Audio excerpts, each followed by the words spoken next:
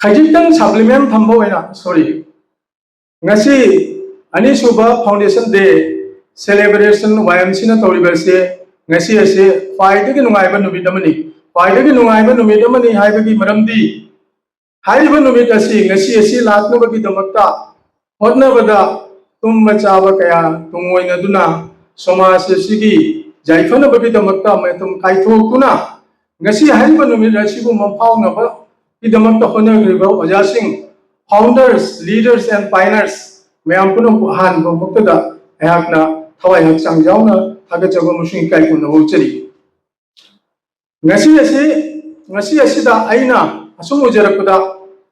ai foundation is they observe toba kana yamne yaujare but YMC की infantile stage sida chahi ani ta ngai riba matam sida asuk jamna systematically असिगुम्बा foundation day अमो observe तौबगी तौबे से मसी आइना खंजबदा ओइथोफम थोकते आइना खले अदुबु मसेसिदा मतिक मंगन लेरबा ओजा मयाम मा एडवाइजर ओइना लेबिबनिना असुम मदुन मरम ओइ हारगा असुगयामना फजना आइदि मसीगी प्रोग्राम मसी पांगथोकनी हाइबसे आइगी अचेपा हाजबा मनी नारोल सिंह मरमददी अइना मुख हन हाइजरोगे करिम हाइजरोगे बट लास्ट अइना सेंटेंस मतदी मयाम कोट तोर थमजरमगे इसे अरुणागी वफमदा सप्लीमेंट तौबोइना हौजिक तौरिबसी आइदि इसे अरुणादी हौगलक्लिबा नाहारोल अमसुंग हौगलक्लिबि नाहारोल नुपी मचा सिंगता ताइनबोइना उ बट अइना मसीदा हाइनिंगबमना कइनागदा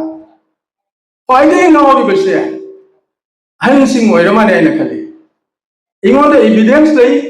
कनाना करी करम तौरिबनो हाइबदा आई फजना हाइबा ngambani हौजिक मचा मतिक चाव म चोंधोराबा करिगुमा मचा नुपी मतिक चाव म चोंधोराबा डॉक्टर इंजीनियर नत्रगा अचौबा यूनिवर्सिटी की ओजा प्रोफेसर को ओइरबने मदो अतोप सागे गचखन सिलुबगी दगा नते हौजिक जामने फोंना दा मपा अमदी मचा नुपी अनि खगलई मचा नुपी अमदी ऑलरेडी अतोप सागे की बिजनेसमैन अमद सखरे अनि सुब शिशु मचा नुपी डॉक्टर से अइना दुम ताजबदा अतोप सागे गा एंगेज तौबगी मरमदा आइदि हाइनबगुम तौरी मसैसिदा अइमोंदा बार्टोल लाखी लोहंग जाऊन भाई आई लोहंग दुदी जाऊब ngамudre जाउद्रे जाउनिंगदरने जाउद्रेबनी मदुगी दुगे करी हाइना तौरी बोर पार्टी की ममा मपा से मसे अतोप सागे हाचल हायरगा सिंगो काइन हाचल न तौरेबा असिगबु इसेनेदी हौगलक्लिबा ज्ञान ताजद्रिबी नुपी मचा सिंग नत्रगा अंगाव नुपा मचा सिंग दत ताइना बिरे हायरगा तो इसिना करिगिनो आइना मो हमजेनिंगी मिसे असी अखोई पुनमक असे भाव तामिनबई मथौ ताइ इन एडिशन टू राजू ना हाइबा खंगदे इनाइमो कामदेव ना हाइबा खंगदे मसिगी मनुंगसिदा मसेसिदा impending danger of our society अइना सुमुजबदा मैदे हाइबसे मिसिंग सुली अन मयाम पुरमनलो खंगनरिबनी अदो कोनंगददी मसि मयान ओइना मैदे हाइबसे थादोय हारगा मयान ओइबा सागे हाइबदुमा हाइरकद्रा मयान हाइबसे सपोज अकोइना मिक्स दाल से चाबदा जाम हाउरिने अदुगी मयान अखोगी मयान जु जाम हाउरेबा हाउनद्रने करिनाइदि महाउसे अतोप पोतगी तोगान महाउ लाकनिना दम हाउरेबा बट पर्टिकुलरली स्पेसिफाइड ओइबा हिंजांग मथेन अमदी हवाई ओरोलनी मुकनी नत्रगा सगुलवाइनी हाइबनी चिंगबदुदि हाइबा ngamdre मयान हाइब तामनी अदुमाइना ngasi मैते हाइबा मैते की सागे की मिंग असे मैते असिता मांगरे हारगा मयान हाइबदो ओइरकद्रा हाइबसिगी कीदनिंगाई लेतमा हाइबसे इना थजे असिनी मदुना इना ngasi YMC की कैलेंडर एक्टिविटीज ता YMC की कैलेंडर एक्टिविटीज ता आइना हाइनिंग बसिना मसिगी awareness program se masi khara toina no particularly nupi ang macha sing natraga nupa macha sing tanatana guardian sing loina na masi ki awareness program calendar activities ta happy ho hai se ai appeal ni aduni matung da sanabagi wapam sida ai ki na yong rajuna aloi bada kitang panjabi be matang duda ai madugi kudong chama se logje hai ga hoji ai all kasa sepak ta association gi president hoijeri thado ke hai bada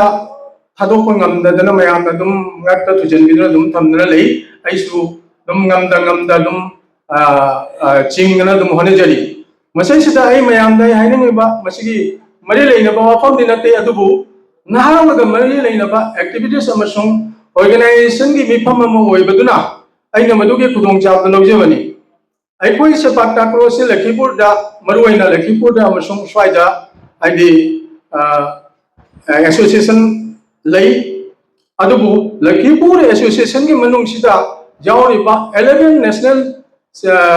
game da medal phangiba players sing se player haila kandi ki player ahum amaga kasar ki player nipa namaga player tara ma thoise hoji government na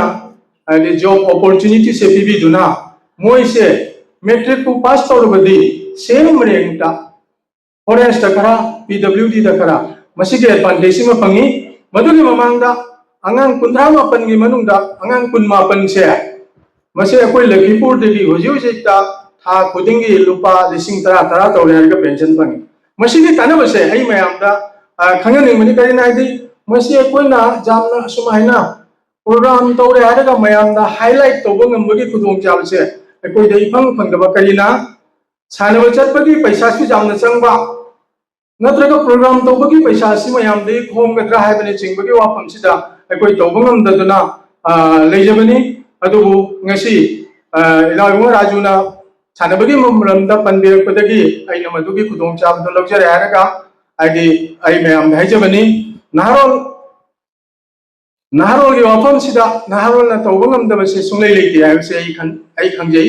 naharol haiba naharol se potential leba amasung adaptability leba adugumba energy amasung vitality kulum ga siga gun jawba adugumba nahang atani leiba sing asina aduna makoina tawbangam da base masi leitamane ai khali masai sida aina wa matang aini bina kaina da the vigor of young people becomes truly powerful when it is channeled through united purposeful collective activities and discipline